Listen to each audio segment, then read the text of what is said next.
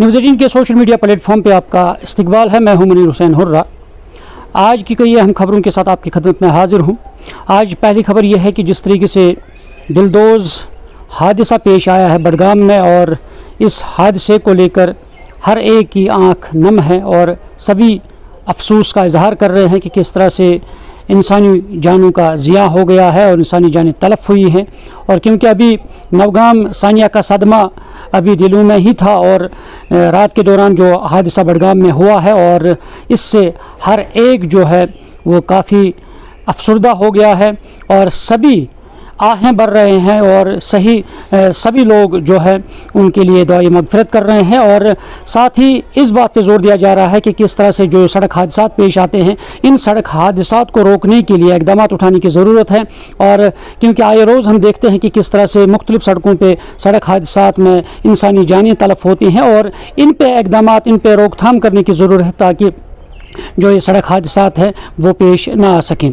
और दूसरी खबर यह है कि डिप्टी कमिश्नर बारामूला है मिंगा शेरपा ने, उन्होंने बाज़ाब्ता तौर पे यानी बारामूला में एक मीटिंग की है, उसकी सदारत की है। यानी रोड सेफ्टी कमेटी की मीटिंग की सदारत करके उन्होंने जो हिफाजती इक़दाम है रोड सेफ्टी के हवाले से उस पर गौर खोज किया गया है, और मुतल्लिक़ अफसरान जो है वो इस मीटिंग में शामिल रहे। और इसमें तमाम हर ज़ाविये से यानी मीटिंग में जायज़ा लिया गया है कि किस तरह से इक़दाम उठाने चाहे रोड सेफ्टी के लिए हवाले से, और साथ ही उसमें यह भी कहा गया कि किस तरह से कहाँ कहाँ पे एक्सीडेंट्स हो रहे हैं और किस तरह से हमें रोड प्लान बनाने हैं। इन तमाम चीज़ों का अहाता किया गया है और इसमें ये जायज़ा लिया गया है। और डिप्टी कमिश्नर ने बाज़ाब्ता तौर पर हिदायत भी अफसरान को दी है कि किस तरह से इस काम को निपटा जाए और किस तरह से इसमें पेशरफ्त की जाए।